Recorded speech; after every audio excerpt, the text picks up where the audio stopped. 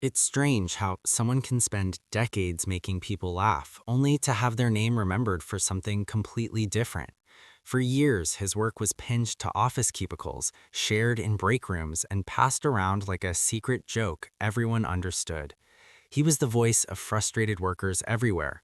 But by the end of his life, the applause had turned into arguments, headlines, and silence. And the question people are still asking is this: how did it all go so wrong? For a long time, Scott Adams felt untouchable. He wasn't a rock star or a Hollywood celebrity. He was just a guy who seemed to understand the soul-crushing absurdity of office life better than anyone else. And that's exactly why his rise felt so relatable. Before the fame, before the controversies, Adams was living the same corporate grind he would later mock. He worked office jobs, dealt with useless meetings, confusing managers, and workplace politics that made no sense. Instead of quitting, he started drawing. Simple sketches, simple jokes, but they hit a nerve almost instantly. When Dilbert launched, it didn't feel like a comic strip. It felt like therapy. Office workers saw themselves in it. The awkward conversations, the clueless bosses, the feeling that no matter how hard you worked, the system was rigged against common sense. Within a few years, Dilbert was everywhere. Newspapers, calendars, books, even TV adaptations. Adams became wildly successful by pointing out what everyone else was afraid to say out loud. At that stage, he wasn't controversial, he was celebrated. He was the smart observer, the guy who understood human behavior and workplace psychology. People trusted him, and that trust gave him something powerful, an audience that listened when he spoke. But that audience would eventually hear things they weren't prepared for. As the internet changed everything, Adams changed with it. He didn't just want to be a cartoonist anymore. He wanted to explain how the world worked. He became fascinated with persuasion, how people are influenced, how power really moves, how leaders control narratives. At first, it seemed harmless, thought-provoking even.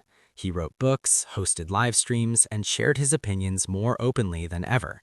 Then came the moment that split his audience right down the middle. When Adams publicly praised Donald Trump, many fans were stunned. This wasn't just a casual endorsement. Adams described Trump as a master persuader, someone who understood influence at a level most people didn't. To Adams, it wasn't about politics, it was about psychology. But for his longtime fans, that distinction didn't matter. Some applauded him for saying what they were already thinking. Others felt betrayed. The guy who mocked power structures now seemed to be defending one of the most divisive figures in modern history. Comment sections exploded, interviews became tense, and suddenly Dilbert wasn't just a comic strip anymore, it was part of a cultural war. What happened next would reshape his career permanently. As Adams leaned further into online commentary, his tone changed. Live streams became more blunt, jokes became sharper, and his critics say the lines between analysis, provocation, and outrage began to blur. His supporters argue he was just being honest in a world that punishes honesty. Either way, attention followed him, and not the kind he had before. Controversy has a strange effect online. It rewards extremity. The louder the take, the faster it spreads. And over time, Adams seemed less interested in appealing to everyone and more interested in speaking directly to those who agreed with him. His audience shrank, but it also hardened. Then came the moment that changed everything almost overnight. During a live stream in 2023, Adams made comments about race that immediately sparked outrage. Reports say the remarks were widely interpreted as offensive and deeply inappropriate. Within days, newspapers across the country began dropping Dilbert. Syndicates cut ties. Decades of distribution disappeared faster than anyone expected. This wasn't a slow decline. It was instant. One week, Dilbert was still part of daily papers. The next, it was gone. Editors didn't debate it publicly. They just pulled the plug. And for many observers, the speed of the reaction was shocking. Adams went from being controversial to effectively erased from mainstream platforms in a matter of days. Supporters called it censorship. Critics called it accountability. And Adams himself framed it as proof that free speech no longer existed the way people believed it did. But regardless of where you stood, one thing was clear. His old career was over. After that, Adams retreated from traditional media entirely. He continued publishing independently, speaking directly to his remaining audience online. No editors, no filters, just him and his microphone. In his own words, he described himself as misunderstood.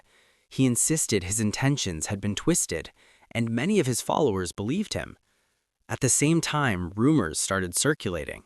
Some fans speculated that Adams privately regretted how things unfolded. Others claimed he felt relieved to be free from corporate oversight. There were even reports suggesting he believed the backlash proved his theories about persuasion and groupthink. None of this was ever fully confirmed, but the speculation itself showed how divided his image had become. He was no longer just a cartoonist, he was a symbol. And while the internet argued about his legacy, something far more serious was happening behind the scenes. In his final years, Adams revealed he was battling an aggressive illness. He spoke openly about his diagnosis, acknowledging that his time was limited. The man who once dominated newspaper pages was now talking about mortality, pain, and acceptance. There was no drama in those moments, no outrage, just honesty. He discussed how the illness affected his body and mind, how it forced him to confront the end in a way few people ever prepare for. And for some viewers, it was the first time in years they felt sympathy instead of anger toward him. Then, in early 2026, the news broke. Scott Adams had passed away at the age of 68. Reactions poured in immediately, and they were exactly as divided as his final years suggested they would be. Some praised him as a brilliant observer of human behavior, a creative mind who captured the frustrations of an entire generation of workers. Others couldn't separate his art from his words, arguing that his later actions overshadowed his achievements. Even tributes became political. Public figures acknowledged his influence while carefully avoiding his controversies. Supporters celebrated his refusal to back down. Critics insisted his downfall was self-inflicted. And in the middle of it all sat a simple, uncomfortable question. What do we do with people who change? Because Scott Adams' story isn't just about cartoons or politics. It's about what happens when fame, platforms, and personal beliefs collide in the internet age. It's about how quickly admiration can turn into outrage, and how difficult it is to step away once the spotlight shifts. He started as the voice of everyday workers. He ended as a lightning rod for cultural conflict. And whether you see him as a misunderstood thinker or someone who crossed too many lines, his story forces a deeper conversation. Can creative work exist separately from the creator? Does speaking freely mean accepting every consequence that comes with it? And at what point does controversy stop being a tool and start becoming a trap? Those questions don't have easy answers, but Scott Adams' life proves one thing. In today's world, the fall can be just as fast as the rise, and once it starts, there's no undo button.